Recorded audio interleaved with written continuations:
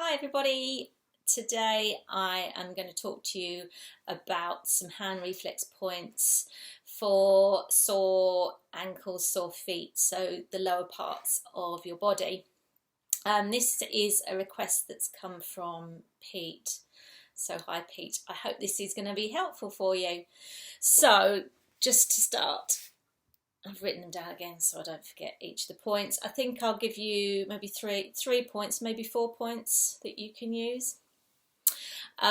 First off, in terms of the positioning of where your feet, your ankles, your lower limbs are on your hands, the reflex points are on the outer side of your hands. So if you take, let's just take this area here as being halfway down.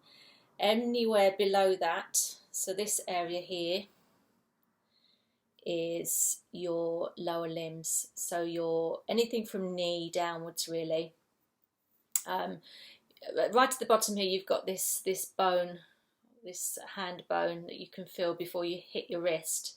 So what you need to do is just for this area here is just run your finger along that area there. So it's basically this triangle, and that's the reflex point for the lower limbs. Now obviously if it's your right foot or your left foot, it's your left hand. If it's your right foot, it's your right hand. So the same rule applies for here. So this area here, this little triangle. So you've got your bony bit of your hand, which you'll feel quite easily if you run your finger along it. If you come up to sort of halfway up to your hand and just with your finger just work up and along that area there. Do that on both hands, if it's both feet of course.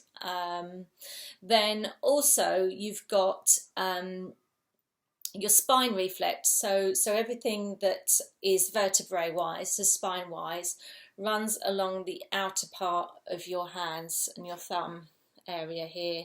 So all the way from the top of the thumb, if you just can just feel it, the bony area of your hand, this area here is your spine reflex. So once again we want in terms of the vertebrae, in terms of the blood supply, in terms of the neural supply, so your nerve endings that supply your feet, your ankles and your feet, all come from the lumbar part of your vertebrae. So the lumbar area would be, you've got this, see where the fleshy area of your thumb is. Just run your finger across and feel the bony area of that edge of your thumb there, right down to where almost where your wrist starts, if you like. So where your thumb finishes and your wrist starts. If you just work up that area with your thumb like this, and even you can, if your thumb just runs off of that bony area, that's good as well. So you've got your vertebrae itself, so the bone itself, and then just under that you've got nerve supply, nerve endings. So run up the bone and then run just under the bone, and you'll be able to affect the lumbar area, and specifically L5, lumbar 5 is the vertebrae that supplies the blood and the nerve endings to your lower limbs. So that's that one, to try that one. Now I guess you say your feet and your ankles are feeling sore, so you would potentially have some pain, and potentially it would feel sort of quite angry but inflamed, maybe a bit puffy or something. So in terms of pain, your pain relief is in your thumbs. So where you have your thumb, you have that little wally bit right slap bang in the middle of your thumb. You want to be putting pressure on that area, and it's the same on both thumbs. So this is your pituitary and is your pain relief button. And what's really, really effective for this is to take your other hand or your other thumb and just do like a hooking motion under that wally bit, and then apply some pressure with the other finger. So you're doing this. So you're almost trying to dig underneath that pad of your thumb.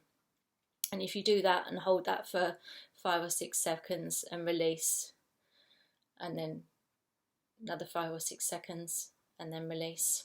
And you can do the same on the other side. Exactly the same principle. Like this. Okay, so that's your pituitary, that's your pain relief. Now for instance of inflammation, then you're looking at the reflex point on the palm of your hand. So if you take your index finger and just run your finger down there, you'll get to a point where your bone finishes, if you like, and meets another part of your hand. So you want that area there, and just inside that area, it's quite like a little, quite fleshy. It's what's a natural dip actually. So if you find that area, now I find the easiest way to actually get into there and activate that reflex is by almost turning your hand this way, and then with a pincer movement with your thumb and your finger of the other hand, is to take it, relax your hand slightly, because if it's really taut, then you're never going to get in there. You need a relaxed hand. But if you relax your hand slightly and grab it with either side in a pincer movement just below that area and give it a good squeeze. It's been too helpful here. It might be easy to do it on the other side. But that is for pain and inflammation. Now that's your adrenals, so it's not unusual for when you do that to for it to feel a little bit uncomfortable. But again, it's really effective for just taking that swelling inflammation down. And again, grip into it, pincer movement, grip into it. You'll feel it because it is a natural dip in your hand. So take it, hold it. Doesn't matter where your hand is on this side. Obviously, if it's totally adjacent, then perfect. But just grip hold of it and hold. And then you can do the same on the other side. This hand, hopefully you can see these and see it well. And hold. And that's it. So that's some hand reflex points. Now I'm going to try and do something, and I don't know whether this is going to work because I've got to move the camera and it's going to be a bit of a nightmare, but I do know of an acupressure point for sore ankles, which is on the Gall Bladder Meridian. So I'm going to turn here and I'm going to try and put my foot up to eye level so you can see it, but it's just on the edge of the ankle. So here goes. So I'm going to just take my foot where your ankle bone is here, the boniest part. If you just run your finger towards your toes, and you'll reach a natural dip. So you've got a natural dip there before the bony structure starts again. So if you find it, run your finger down. Now this is easier to do with your foot on the floor. Don't try it like this because you'll end up feeling even more awkward. But if you run your finger down, find the bony part, and then the dip just after it, and pop your finger on there and just hold that for 20-30 seconds. And I can actually feel this one working. This is quite nice. I do a lot of running and walking and things, so I can feel sometimes that my ankles and my feet are quite tight. So this is really good, and if you can hold for sort of 20-30 seconds, then release, then hold again. It might feel a little bit sore, but that's okay. Just apply as much pressure as you can handle, really, without being too tough on yourself. And what you might actually start to feel is a bit of a what shall I say, like a heartbeat, a little bit of a pulse under there, which is all good stuff as well. That's your energy, if you like. There's some reaction going on there, so that's all good stuff. So try those points, Pete. I hope that's really useful. I'm out of breath now, trying to stick my feet up for that long. But in terms of sore feet and sore ankles, what I will say is go and have a reflexology treatment. So have the full treatment. You know, a little massage of the feet, you know, is okay. It works. It'll be quite effective. It'll feel quite nice.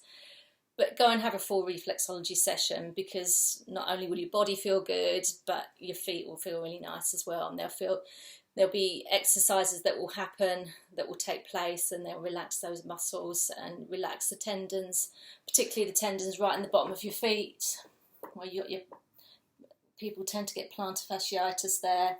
So that will all be, well, it'll be lovely, and it's probably the most effective thing that you can go and do, really. And have a full workout. So I hope that's helpful. What do I want to say on that? Actually, Pete, you're in the UK, so if you don't know anybody already, you can actually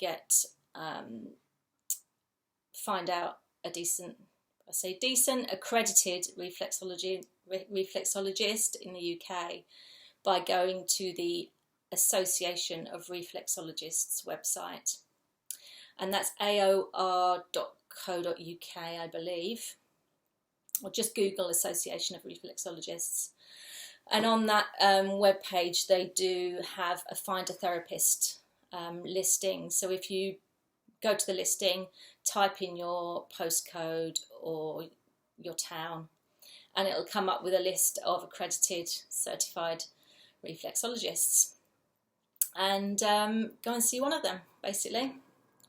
I hope that was useful, and I'll see you sometime soon. Cheers, bye.